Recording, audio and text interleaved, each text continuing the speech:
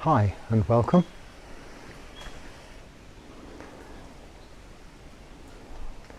There's a little slope on this veranda and the camera's horizontal, but maybe I'm not. You know, on a stage, it's called a rake. From the rear of the stage to the front, a stage slopes down towards the audience, so it appears flat, but it's not, in order that the chorus line, the people standing at the back, can be seen. Otherwise you'd see the line of people in the front and nothing behind. So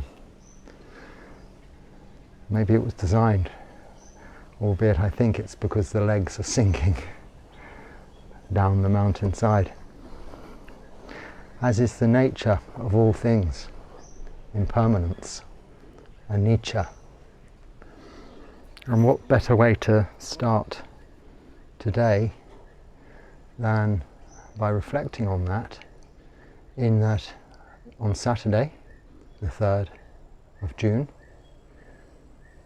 it is VESAK, the Buddhist festival, celebrated here, this year, the full moon of June. It may, and also in all monasteries around the world associated with Thailand, because it operates from the lunar calendar in all of its activities, literally. Maybe in some other traditions in other countries it gets a little adjusted in accordance with the solar calendar or the Gregorian calendar that is currently used commonly throughout the world. So maybe, as is its usual time of year, being the full moon of May, it's already been celebrated where you are. But this weekend here in Thailand, it is a long weekend, a holiday weekend, so Monday there is a day off for the Queen's birthday and VESAK Puja, or VESAK Puja in India. VESAK Puja, it's spelt, but I think pronounced Bucha here in Thailand. So it's a very important day in the Buddhist calendar. If you compare it to Christianity, it's like taking Christmas Day, the birth of Jesus Christ, Easter, the death of Jesus Christ, Lent and all of the other Christian festivals throughout the year, and putting them all in one day, because that's what we do with VESAK Puja. And it's a celebration of the day that the Buddha was born, the day the Buddha became enlightened, and the day he attained to parinibbana, which was the death of a fully enlightened Buddha, as we call it in the Pali word. So his eventually going to nibbana, to never return, there being nothing remaining. Now, whether or not these occurrences actually happened literally on the full moon of May or June, whenever it would have been at that time, is debatable. It doesn't matter. The same with Christmas Day and Easter. It varies in accordance with traditions, and as things have changed over time, it gets adjusted. But the importance is behind these celebrations, not the nitty-gritty detail of the dates and times. Not at all. It does help if you all celebrate these things at roughly the same time, though. Here, the reason it's later is because, of course, then also the rains retreat, the Vasa, is beginning later this year also. Now that does have to be the same in every country, because all monks go into a period for 3 months, 90 days thereabouts, from the full moon of July usually, but this year it's August, very beginning of August, for 3 months. It's our retreat time, and it's that time of year when I started doing these talks, recording them, making these videos last year. And that has to be the same and coordinated throughout monasticism, Buddhism, throughout the world, in order that we can all be in our places for that time, because we mustn't move from that place. We stay in one place for that entire 3 months. That's a whole nother occasion. There's a celebration before and a celebration after, which I will talk about nearer the time. But the point being, with regards to this particular celebration of the Buddha, his birthday, his Enlightenment Day and his death day, is that there's a piece of tree, it's falling down. They do fall, these branches, and you hear bangs on the roof. But this is the forest. Yes, the importance of this is it's also, I find, a good time to reflect on what the Buddha's legacy is, what he left behind, and what did remain after him. He was asked at his parinibbana, at his death, who will succeed you? And he said, no one. The Dharma will succeed me. So his teachings, the truth, specifically the Four Noble Truths and teachings thereafter. I'll elaborate on that a little in a minute. But many lay Buddhists and in Buddhist countries will be having a long weekend, coming together. Now, what will actually happen here, I don't know, as usual. I'm in the dark, as you may or not know if you've watched these videos. I don't speak Thai, so I just go with the flow, working and acting and living in accordance with our monastic rules, which are the same throughout the world. So that means there's little to talk about, as long as you know those. But day-to-day activities, as and when they occur, can often take me by surprise. But that's no bad thing, because it's a lesson in anicca. Anicca, the Pali word, meaning uncertainty, and often also translated as impermanence. These bodies of ours, physical bodies, and these brains, thinking brains, of course die. And the Buddha highlights this, demonstrates this in his life. He was an ordinary man, like you, like me, physical body and a brain, a thinking brain, but a mind also, and a mind which became liberated through his enlightenment. So he was an extraordinary man as opposed to an ordinary man in that sense, in that there was no Buddha to teach him. He is Sama Sambuddha, meaning perfectly enlightened Buddha, being he had no teacher. We can become Buddhas, but we wouldn't be Sama Buddhas because we have the legacy he left behind, the Buddha's teachings, the Dharma. And we take refuge in the Buddha, the teacher, that is, the Dharma, his teachings, and the Sangha. And it is the Sangha, the body of ordained monks and nuns, whom can be traced through their lineage right back to the day of the Buddha. And in this coming VESAK, we'll be going into the 2567th year, as you are in Christianity in the 2023rd year. I think that's right, yes. Since the life and teachings of the Jesus, whom also was an ordinary or extraordinary man. Well, it's only a dog, not a tiger, or something. And he also left a legacy of teachings. The one difference is the Buddha did not ever profess to be anything of an out of this world nature or responsibility or part of anything else. So he was this human being, not the son of a god, not a god, not part of a holy trinity such as we have the God, the Father, the Son and the Holy Spirit in Christianity. We do have a similar trinity in the Buddha, the Dharma and the Sangha, but these are tangible, real things in our understandable current existence. a Buddha, a teacher, an enlightened being. The Dharma, these are just Pali words, the ancient Indian language of the time, his teachings, his legacy he left behind, and the Sangha, whom continue to practice in the way he taught to set an example. If they don't teach, that's fine. We don't proselytize. It's not an evangelical religion. We don't go out doing missionary work converting people. In fact, that's quite prohibited. People can come to us and ask us questions.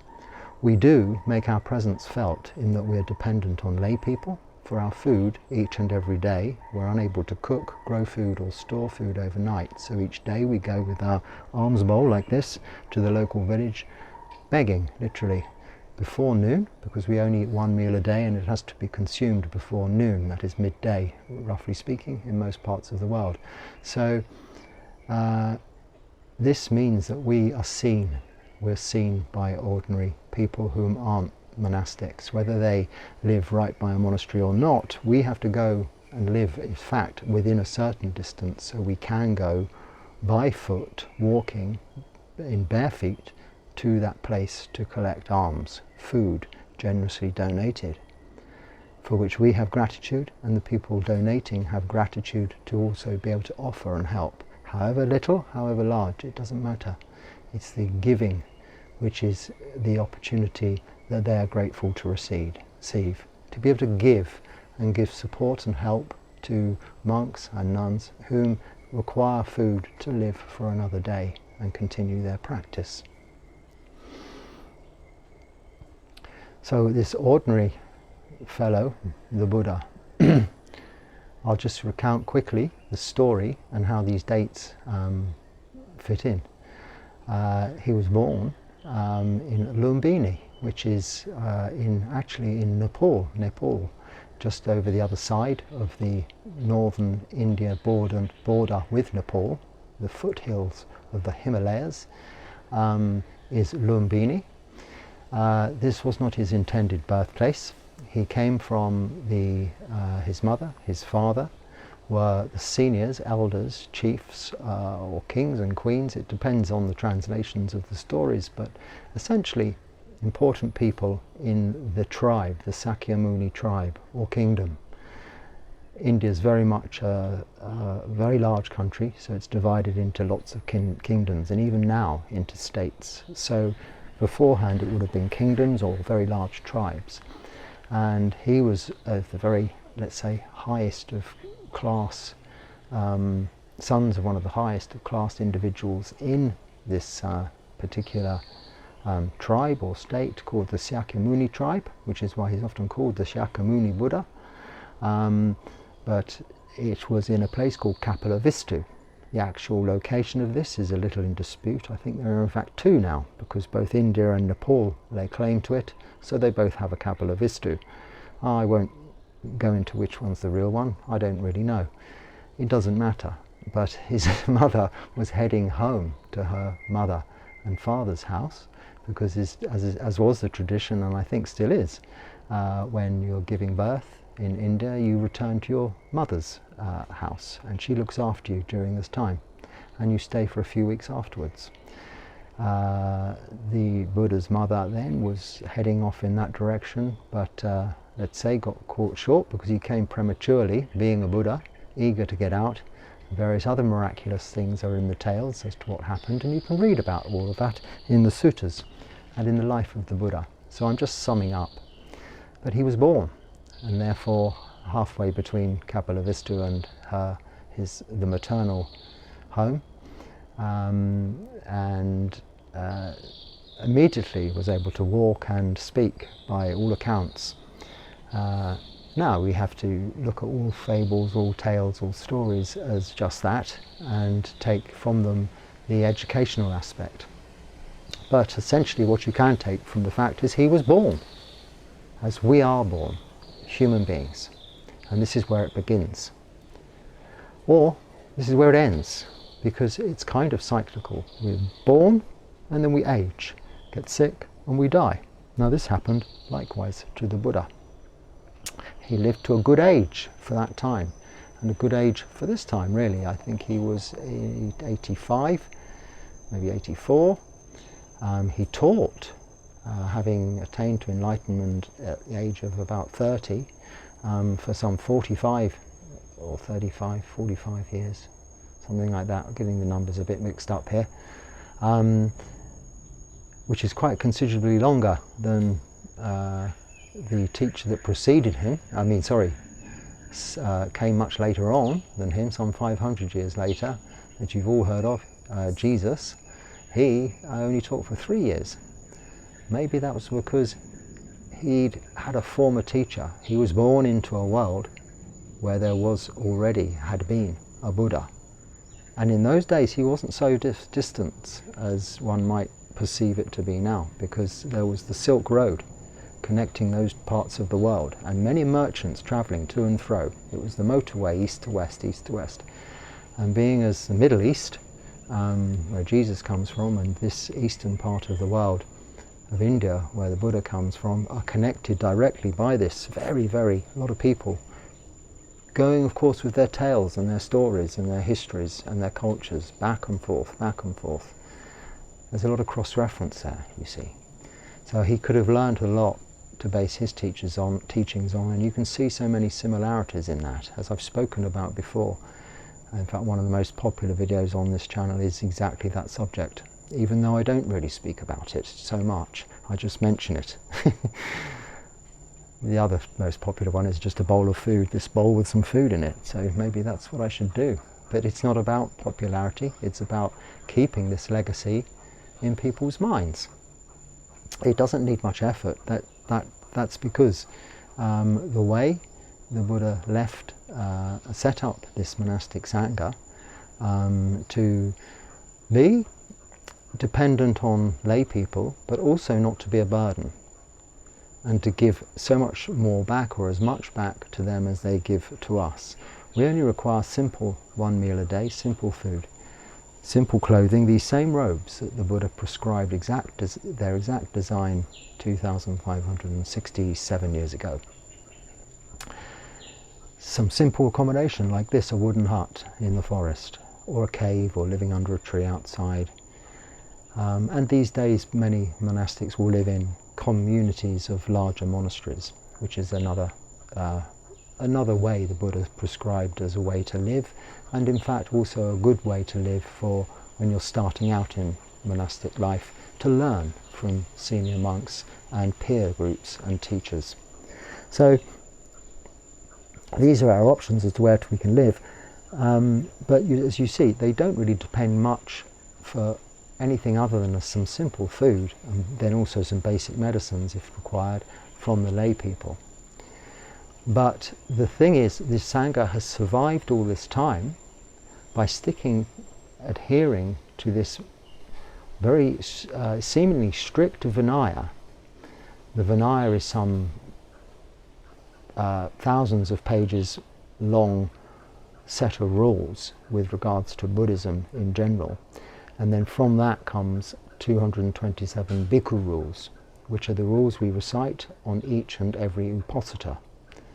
And this full moon of June just coming up on Saturday is the next Uposatha, and it's also the day that this VESAK celebration occurs. So tomorrow, the day before Uposatha, one thing I know will be happening as long as I'm alive is I'll be shaving this head again and washing this robe again. And that's long overdue, because this last 15 days it's been through all kinds of rain and humidity and getting hot and sweaty, and we don't do anything with these robes other than wash them every 15 days in a very hot boiled up concoction. There is a video on here about that, you can see, made of heart of jackfruit tree wood, and this acts as a cleansing detergent, an anesthetic, a preservative, all kinds of things to clean these robes. So I'll be busy doing that tomorrow on Friday. So I'm making this video today on Thursday for you to have Friday night, or depending on where you are in the world, Saturday morning, or so I don't know, Friday morning, whatever. But the day before the Uposatha. And what will be happening, I don't know. I mean, it's good. If you don't have plans, your plans can't go wrong. And if you don't have expectations, you cannot be disappointed. Recently I've had no plans and no expectations of anything happening here at all in terms of my usual routine. And then on several occasions, it seems recently, a whole lot of monks have turned up and lay people out of the blue for seemingly no reason, but it's been the founder of this establishment, this monastery's birthday and death day, the inauguration of a stupa that's being built, various occasions that are being all put together and celebrated by the faithful devotees of this temple, this sala and this monastery. Monastery meaning really where the monks live, and they're the supporters here. Yes, it does have a very glamorous and beautiful temple at the top of the mountain and a very comfortable sala at the base of the monastery grounds. These are primarily built by the lay people for their use. These are also community facilities for them to come together to express their faith and devotion to the practice of Buddhism, the respect to the Buddha, the teacher. Excuse me. And very often there are, as a result of this legacy of the Sangha and the Dharma and being transmitted throughout generations over these millennia, there are arahant monks. These are monks whom have attained to enlightenment over the years and become very renowned, whom are to not worshipped, the Buddha is not worshipped even, but respected, and the lay people pay homage to these great teachers. As in Christianity you have the saints also who achieved magnanimous and amazing things, and they are honoured in this same respect. So it's very similar, as you can see, in its structure of festivities, and this is just another festivity coming up. So the first celebration is with regards to the birth, and that's how and where it happened. And then, of course, after some many years of growing up, his parents, his father particularly, let's call him the chief or the king, had word from, they have many, what do they call them, astrologer kind of people around in those days, well, as they do now there and in many places, whom predicted that the son, his son and heir to his kingdom, would either be a sage, a samana, so a wandering ascetic monk. There's many of them in India from all different faiths and religions, but basically these outcasts, if you like. They're not part of society, they wander and practice their meditation or whatever practices in order to get whatever they're after. He'd either be one of those, or he'd be a great warrior and great kingdom leader. Now his father, being of the material world, really rather wanted him to be that and not go off and become a tramp, as we would call them in the Western world. And he went to great lengths to protect his son from anything he might see outside, including really the reality of suffering and what goes on. He kept him in this cloistered world of luxury, living in the lap of luxury, literally. Now it has to be said, he probably was a very handsome man. He grew up, he was fit, he was a good warrior, he was a bow and arrows man, what do you call it, an archer. Probably rode horses and all sorts of heroic kind of activities and sports and things he would get up to, and an enjoyable life. But as is the nature of this kind of life and this existence, we all have some dissatisfaction in all that we achieve materialistically, because of course we're going out there, we're looking for sensual stimulation to stimulate, to satisfy really insatiable needs, insatiable desires, rather than looking at the underlying cause of those insatiable desires and taking away the fuel that fires them up, because this is the only way one can really achieve contentment. Now the Buddha in this situation wasn't able to see this for himself, he was protected. But one day, with an inkling that something was going on out there, he did get his chauffeur, horsesman or wagonsman, whatever you'd call them, to whip him out sneakily through the gates, and went into town. And this is where he saw a man ill by the road, and asked about this man that was ill. And these are what I'm going to tell you about, are the 4 heavenly messengers. The first one, an ill man. He saw an ill man he'd never seen before, and his assistant, his driver, explained, oh, this guy's ill. And he saw an old man, never seen an old man before. He said, yes, well, that's what happens, you get old. And then he saw someone dying and dead. And, well, what on earth's going on there? Yes, that's it, you die. You get old, you get sick, you die. These are the 3 heavenly messengers. And then he saw a samana, a monk. Now remember, his father had been told that he would be likely, his son would be likely to become one of these chaps. And he said, well, what's this peaceful guy wandering equanimously with a smile on his face, looking all content, without a worry in the world? He said, well, that's a samana. He's what we call a monk. Now, of course, he wasn't a Buddhist monk because the Buddha hadn't been then.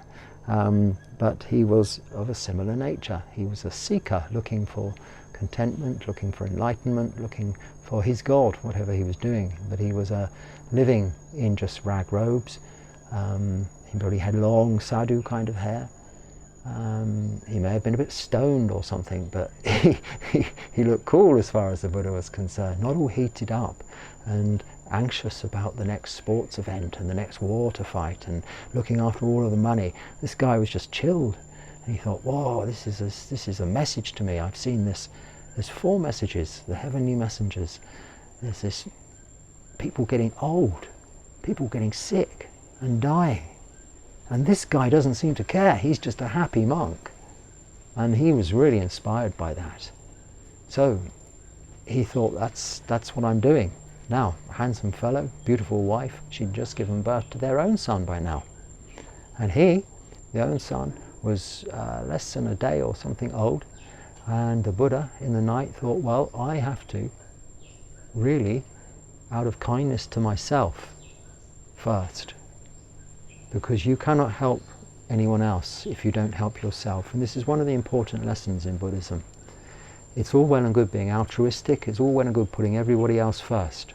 But when your plane's crashing, you've got to put your oxygen mask on before you even help the baby next to you. Otherwise, you can't help the baby next to you. You need to start with yourself and then you work out. It's not selfish, it's giving yourself the resources to help others, giving yourself the resources to be kind, compassionate, and happy for others' good fortune.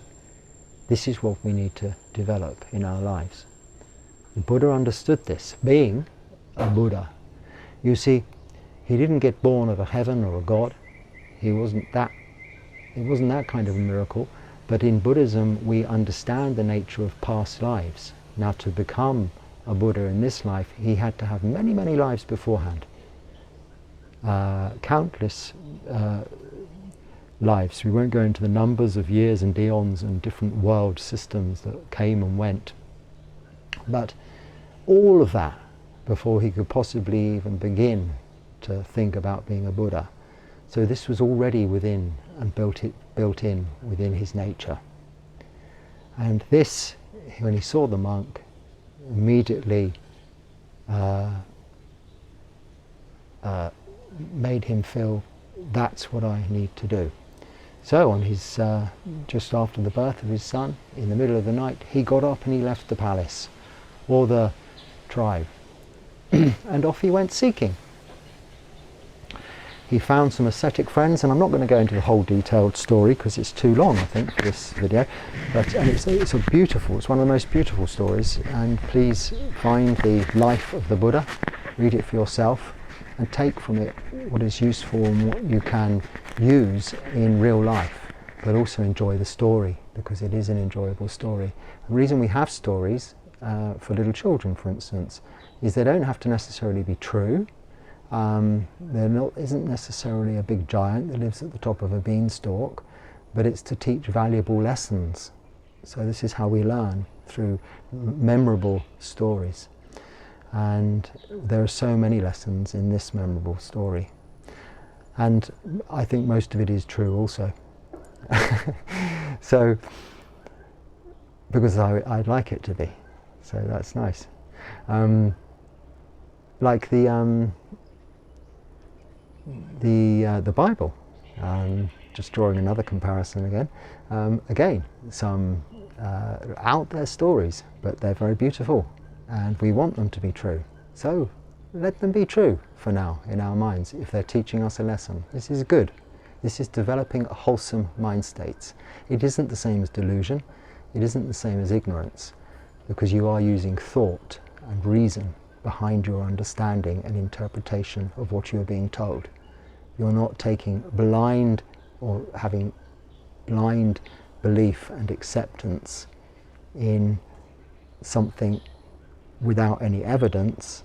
You're giving the opportunity through your own free will to take from a story and from some information what is useful and what you find educational and beneficial to your practice or to just your existence. And this is how we develop wholesome mind states and reduce unwholesome mind states. So, seeing these messengers and having left the palace, he found some like-minded people whom he kind of got together with, and they were ascetics, so they practiced all kinds of austere activities of starvation and this and that.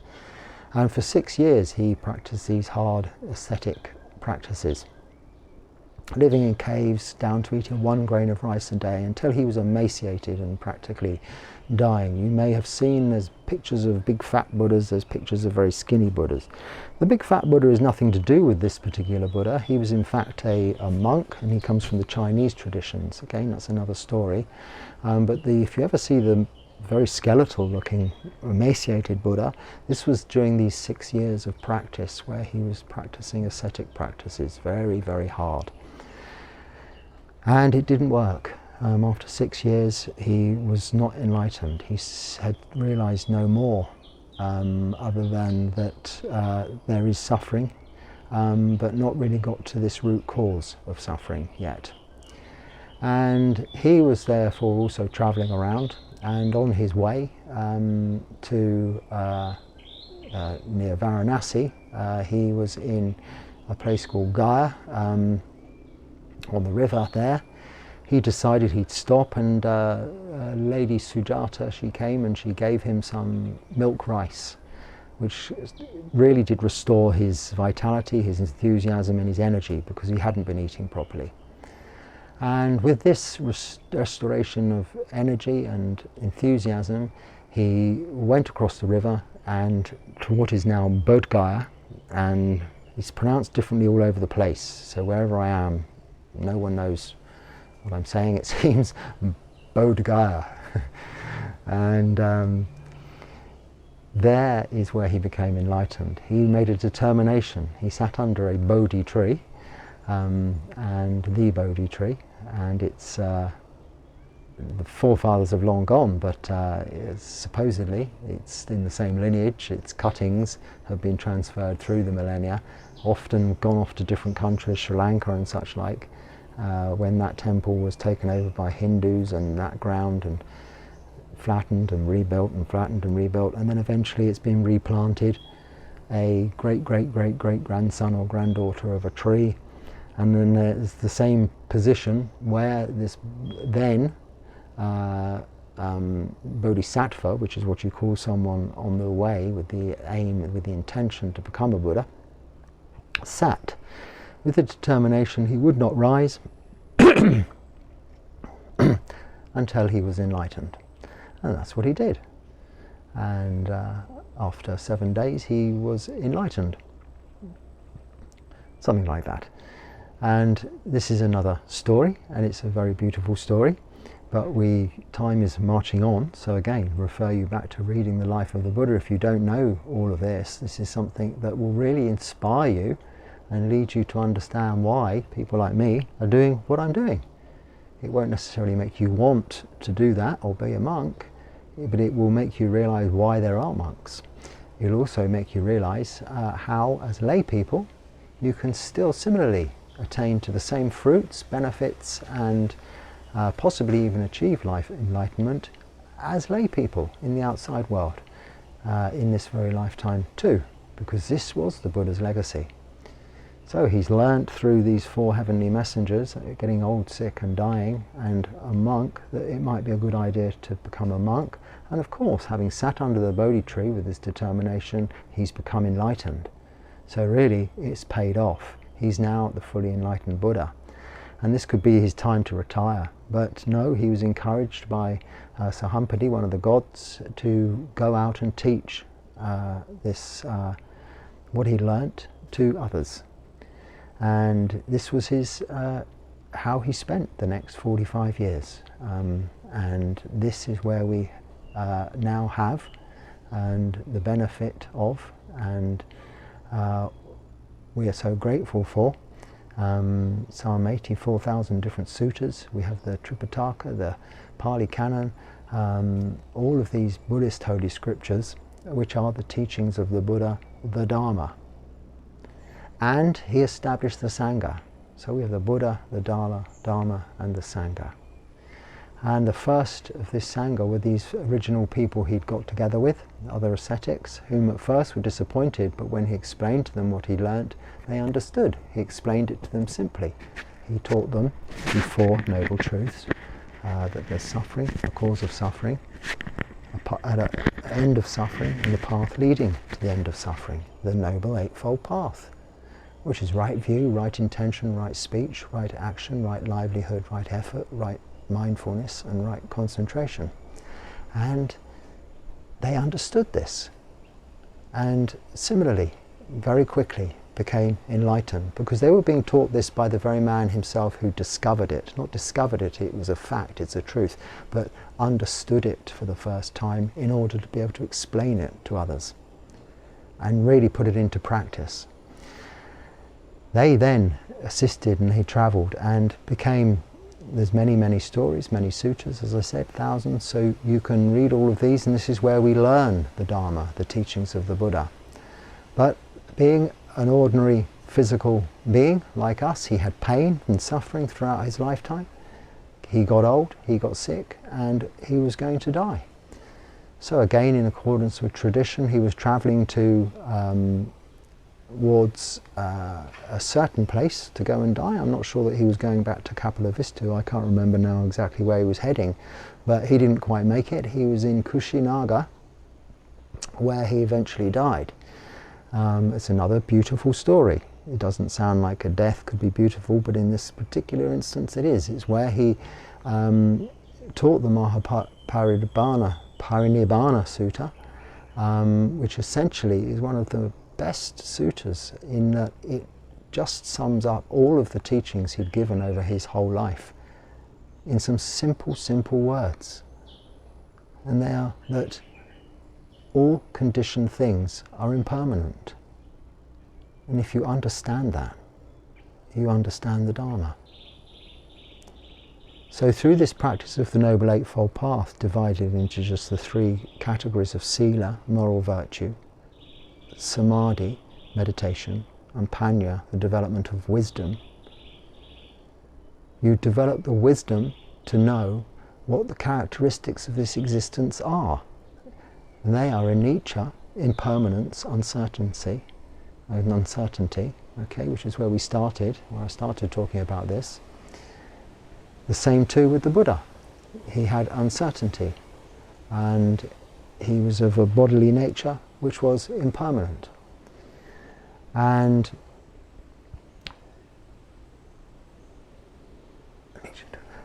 dukkha, which is suffering, okay, which is something he'd seen through the worldly, the heavenly messengers of aging, sickness and death. So anicca, dukkha, and anatta. Anatta gets translated as not self, but really is also can be understood to be out of our control. We have these physical bodies and these thinking minds or brains. We don't have any control over those. We consider them our personality, ourselves, but there's no such thing. They're just a physical bag of skin and bones and flesh and blood and liquids, and a thinking brain like a computer. And these are really the result of conditions, causes and conditions surrounding us. And this is what we call ourself or our personality, or think of as ourselves or our personalities, or whom we are. But we are not that. We are what knows that. And this is our mind, which isn't part of this body.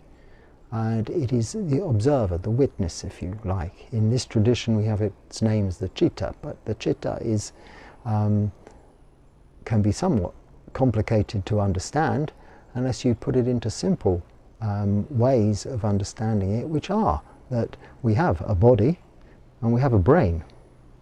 And when we die, those things cease to exist. But what does continue is this mind. So just call it a mind. It's not a soul because it doesn't inherit those personality traits, those personality qualities, good or bad.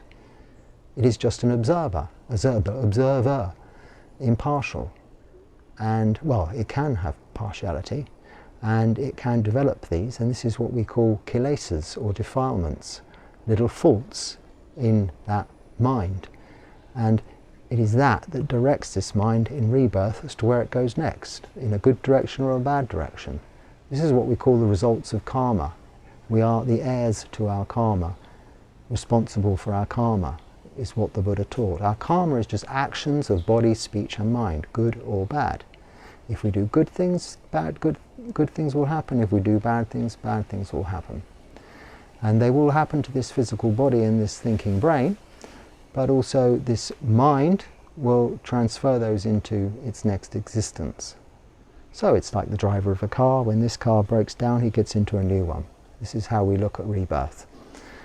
Again, it's another whole subject, but really we're talking about VESAK and this particular celebration. And the way I like to see these celebrations is a way to reflect on what the Buddha showed us by his very example and demonstration in life. And that is that everything's impermanent, unsatisfactory and out of our control, but through the practice of moral virtue, meditation and the development of wholesome mind states, reducing unwholesome mind states, we too can be free from suffering in this lifetime and either be liberated from rebirth and freed from the fetters, the chains, the ties to samsara, which is what we call this worldly existence, or any other realm of existence, be freed from that, or at least if we're going on to be reborn into another existence, like I said, when he was born it was the beginning, but it was also the end, because he was being born after many previous births to his last lifetime, his last experience of samsara. So his birth was the end. Our birth could be the beginning of many more to come, or it could be the end. We can't necessarily remember that, because we can't necessarily recall our previous lives. But if you do get the opportunity to, and you can, the roadmap will become very clear, because you'll know where you've got to in this previous life experience. The development of what we call parami, these qualities of inbuilt virtue, the good qualities we can build up, which give us the momentum, give this mind the momentum in rebirth to be reborn into better and better realms, and ultimately to break those chains, those ties, those fetters, and be free from return, rebirth into samsara. And this is what we call liberation. This is what we call nibbana, eventually parinibbana, which is where then the Buddha finally in Kushinaga on his death attained to parinibbana. So those are the three occasions we celebrate on this day, by different means and different ways in different places. And this weekend I'll find out soon, after tomorrow, when robes are washed and the head's shaven again. I'll be able to report back to you next week how that went. And I will look forward to that. So in the meantime, because I have some things to do tomorrow, and the weekend is going to, I think, be active as far as lay people coming here are concerned. I'll be probably not putting anything new on here until you'll probably not see anything now until maybe Tuesday. I do have some ideas to talk about that I wanted to talk about, so for sure if I get the opportunity I will make, I'll say write them down. I don't write things down. I'll make a video, yes, and record this, and it'll be out on this coming Tuesday. I don't know what date that is, 3rd, 4th, 5th, about the 6th. So look to see if you're watching this, if you've subscribed, thank you very much. And if it's been haphazard as to when the videos are coming and not, and this and the other, I apologise for that. But I think from now on they'll probably be more consistently, always on Tuesday, Wednesday and Thursday at 6 o'clock Thai time, for about 40 minutes, if I can keep it to that, trying not to go over the hour. And then where occasion permits and where occasion necessitates, there will be also Friday or Monday or both.